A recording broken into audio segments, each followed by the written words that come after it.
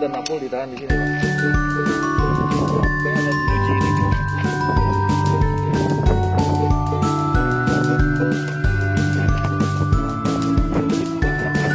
Di kotak dua, Pak. Rame-rame. Apa?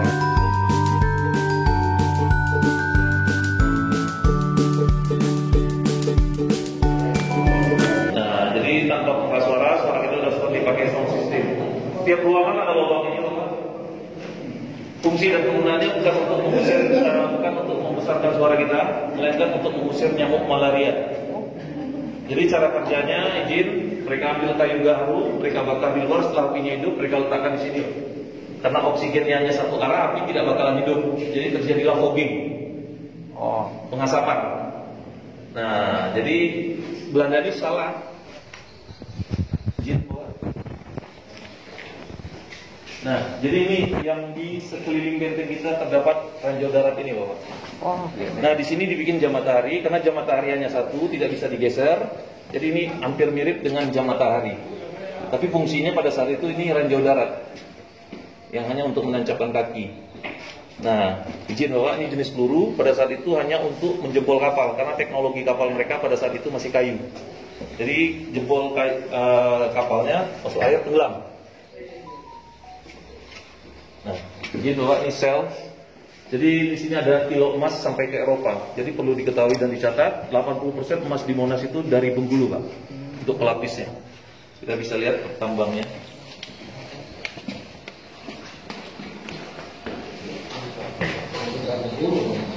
Jadi 80% emas yang di Monas itu berasal dari Bengkulu. Sampai sekarang alat transportasinya masih seperti ini, Bapak.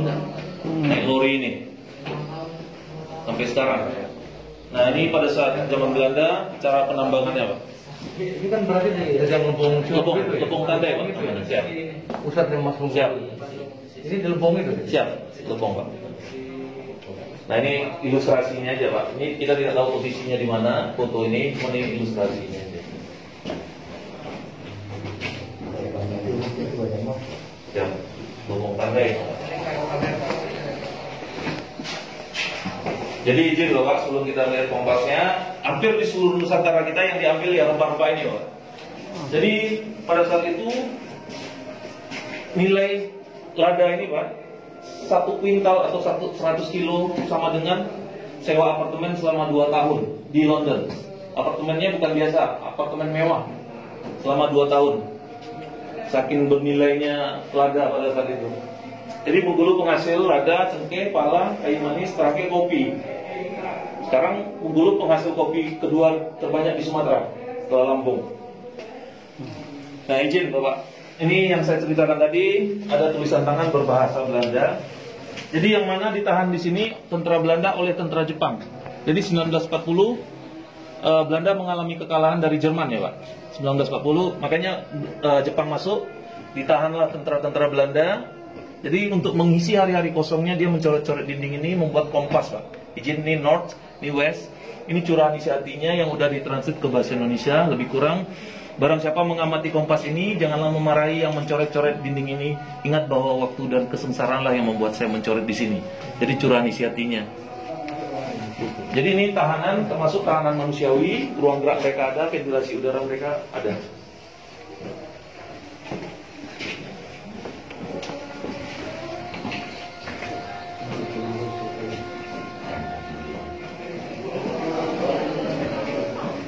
Sebelum kita ceritakan tentang benteng pertama, ini ada Pariaman Company, Pak. Jadi ada Pariaman di Sumatera Barat, ya Pak ya. Jadi kalau tidak telat surat balasan dari kerajaan Inggris, Sumatera Barat itu akan dikuasai oleh Inggris juga, Pak. Jadi mereka setiap mau menguasai wilayah, mereka berkirim surat dulu ke kerajaan. Kalau kerajaan menyetujui, baru mereka berada. Karena balasan surat dari kerajaan Inggris telat, makanya keduluan Belanda masuk menguasai Sumatera Barat. Nah ini benteng pertama tadi, Pak, Fort York. Letaknya lebih kurang 2 km arah timur. Ini fragmen-fragmen yang digali di benteng pertama. Jadi kayak keramik, cerutu, pipa rokok untuk candu pada saat itu. Nah ini botol minum.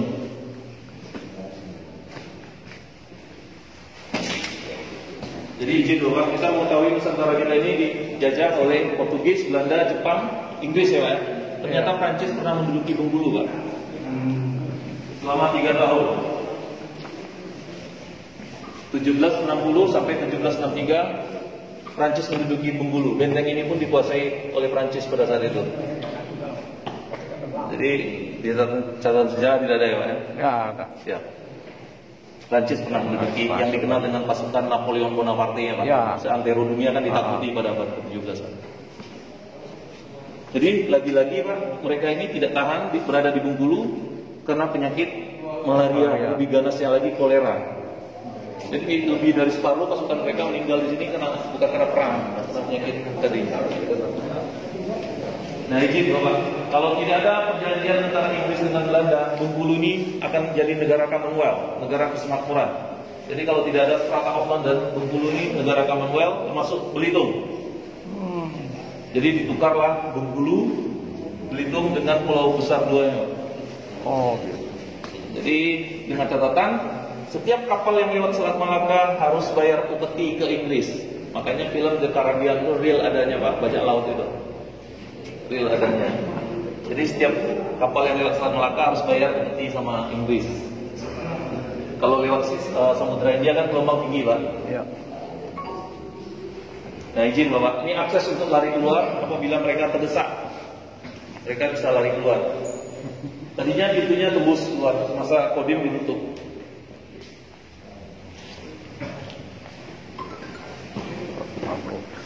Nah izin Bapak, ini ada patung Bung Karno. Jadi menurut buku Cindy Adam, Bung Karno diajak ke benteng ini untuk diminta mendirikan tugu peringatan bahwasan Belanda kalah perang dari Jerman dan juga telah menguasai Bengkulu.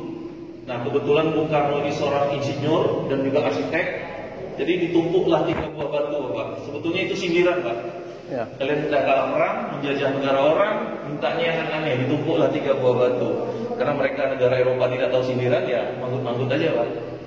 Padahal hanya batu aja yang ditumpuknya. Sayangnya letak dan posisi batu itu tidak tahu Pak. Kalau tahu lebih mahal daripada Red Rafflesia kemarin Pak. Oh iya. Waktu Bung Karno kan juga. Iya. Cincin. Kalau tidak Bung Karno lebih orang dulu. Cincin dulu Pak. Nah, jadi sebelum benteng ini dipakai markas Kodim kita Pak, ini duluan dipakai markas besar Kepolisian Republik Indonesia. Ini Mabes Pak. Jadi 45 sampai 49 dipakai Mabes Polri dulu. Setelah agresi Belanda kedua, keluar Mabes Polri, masuk TNI kita dari 49 sampai 1983. Jadi pakai Kodim. Pakai Kodim kita 0407. Ini granitnya masih asli Pak. Ini udah ganti yang gereja sekarang. Ditutupi. Jadi sayangnya kita tidak dapat display kayak mana. Nah, jadi izin ini ilustrasi perlawanan masyarakat Bengkulu pada saat itu. Yang mana yang mati terbunuhnya Thomas Park tadi Pak. Oh. Ini ilustrasinya. Ini yang mana saat-saat eksekusi. Jadi istrinya melihat Pak eksekusi itu. Oh. Jadi istrinya tidak dibunuh, dibiarkan hidup. Istri Thomas Park tadi. Ini masyarakat Bengkulu, istrinya ini Thomas Park saat-saat akan dieksekusi. Nah, dengan meninggalnya Thomas Park ini satu orang, 600 masyarakat Bengkulu meninggal dalam satu hari, Pak. 650 masyarakat Bengkulu meninggal dalam satu hari karena dibalas dendam orang Inggris. Yang lebih sadisnya ini, Pak, diikat di bibir meriam, Pak. Dapat kita bayangkan kayak mana hancur leburnya. Ya, ya. Sadis ya itu. Jadi dengan meninggalnya si Thomas Park ini 650 masyarakat meninggal. Nah ini ada satu peristiwa pemendak namanya Pak. Ini sudah semasa Belanda. Jadi ada seorang kapten militer dari Belanda namanya Kapten De Loo meminta Ginde Ubay atau kepala desa untuk membuat tandu. Jadi secara sengaja kapten ini kencing Pak di atas tandu. Jadi kenalah kepalanya dari kepala desa tadi. Jadi ngamuk, ditebas, meninggal. Dengan meninggalnya Kapten dulu ini satu kampung juga selesai Pak. Balas dendam orang Belanda. Jadi ini suatu mendak. Nah ini kita nggak tahu setiap cerita tentang sejarah pasti ada foto ini Pak. Di Jogja pun ada, di Sulawesi pun ada. Sejak paksa apa? Iya, berkemungkinan besar Pak. Masa Belanda. Ya. Nah, jadi mogok kerja itu bukan baru-baru sekarang aja kita kenal Pak. Ternyata 1846 sampai 1848 udah ada mogok orang. 2 tahun loh orang dulu mogok Pak. Mogok kerja 2 tahun. 1846 ya? Iya, 18-an. Yang kelas dulu ada juga. 14.000 tahun yang lalu. Ya, 14.000 tahun yang lalu. Nah ini ada istiadat, tapi ini menunjukkan status sosial pada saat itu Pak. Jadi ini menunjukkan status sosial, semakin banyak lilitan emas di tangannya semakin tinggi status sosial pada saat itu. Jadi ini istri-istri kepala desa lah pada saat itu. Ini orang-orang biasa, ini semasa Belanda. Ada yang berminat Pak, di foto? Kode lubang itu. Iya, kepala kita yang nongol. Jadi ini untuk akses ke ruang bawah tanah tadi Pak. Memang sengaja tidak dibuka untuk umum karena oksigennya tipis di dalam. Jadi kalau oksigennya tipis ya kadang-kadang kita pingsan. Nah, garis khatulistiwa aja mereka udah tahu pada saat itu. Kalimantan, sungai-sungainya pun ditelusuri pada saat Tanpa udara ya. Siap. Tanpa topografi itu. Ya. Jadi akurat, mereka menelusuri setiap lekukan-lekukan ini. Mereka telusuri baru mereka bikin peta.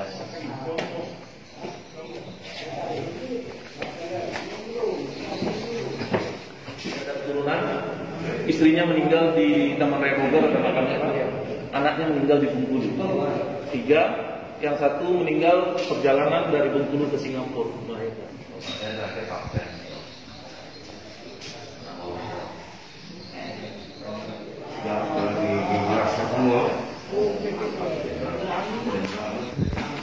Bagus.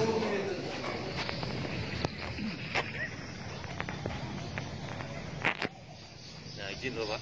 Jadi kalau Inggris dia ada lambang Royal Crown,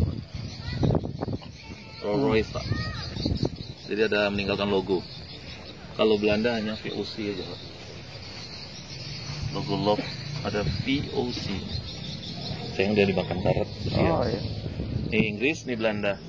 Jadi daya lontarnya tergantung banyak misiu yang dimasukkan ke dalam, Pak.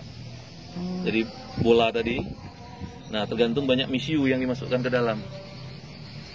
Kita ke Samudra India.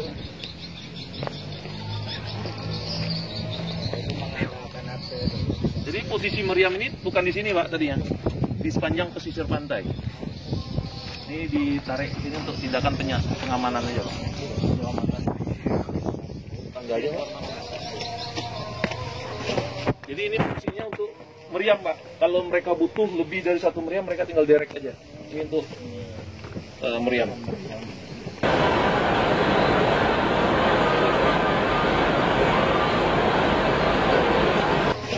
Jadi ini fungsinya untuk meriam Pak. Kalau mereka butuh lebih dari 1 meriam, mereka tinggal derek aja. Ini untuk meriam.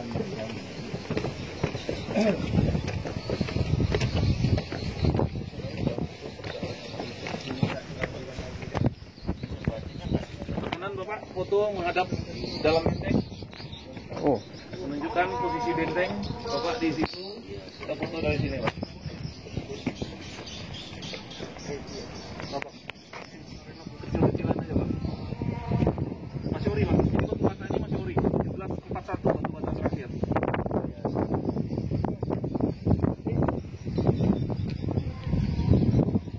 Jadi ini Pak, di hadapan kita ini Samudra Hindia, Pak. Kapal besarnya jangkar di tengah, yang merapat skoci, Pak. Nah, ini tembak dari sini ya? Iya. Pertahanan pantai. Ya.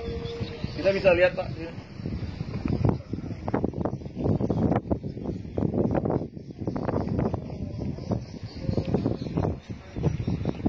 Jadi kalau meriam yang asli, Pak, ini bisa putar 360 derajat, Pak. Kalau yang aslinya bisa putar 360 derajat, ini ada sumber tadinya. Jadi meriamnya pun bukan ini posisinya, Pak. Kalau dudukan yang seperti seperti ini di sepanjang pesisir pantai. Kalau yang aslinya sini ada suhu as, meriapnya langsung nyantol di atas, bisa 360 derajat kalau yang aslinya. Nah, seperti tanda tambah ini Pak ada fungsinya Pak, bukan sembarangan mereka bikin. Ini menunjukkan arah mata angin. Timur, barat, selatan, utara. Jadi mereka semuanya udah siap Pak. Nah, kalau air lautnya tadinya emang betul pas di bibir benteng ini Pak, pada saat itu. Semasa Belanda direklamasi. Jadi Belanda ini emang ahli dam Pak. Jadi semasa Belanda udah ada reklamasi. Kalau tadinya air lautnya sampai jalan raya ini.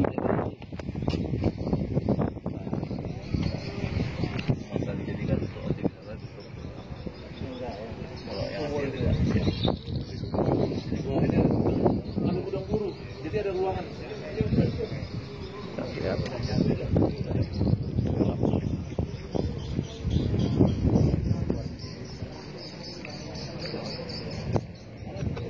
Lumayan 12 meter. Ini ya 12 meter. Siap semua ya, siap. Datang ya. Kita bisa lihat sini nanti Pak. Kita bisa ngintip ruangan penyimpanan harta karun. Jadi ini tadinya gudang Pak.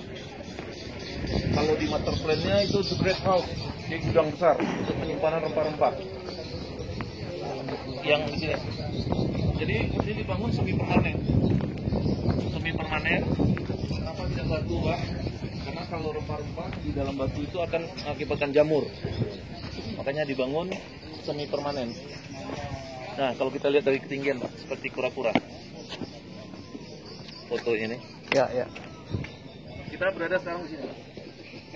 Posisi kita. Ini kita udah sini lihat tadi.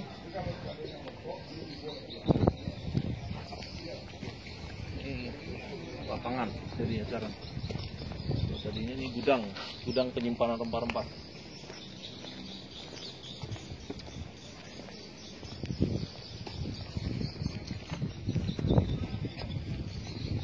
Ini fotonya Pak, kita ambil dari musim tropen Belanda.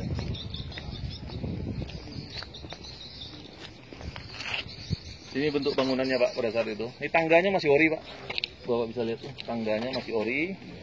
Tiang benderanya di situ. Jadi ini bangunan semi permanen. Kita ambil dari museum tropen. Jadi gudang untuk penyimpanan rempah-rempah. Rempah-rempah kalau di kayu kan nggak jamuran.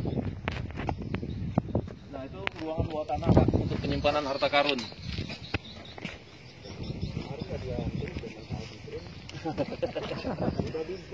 Iya, tapi nggak sampai ke dalam Pak.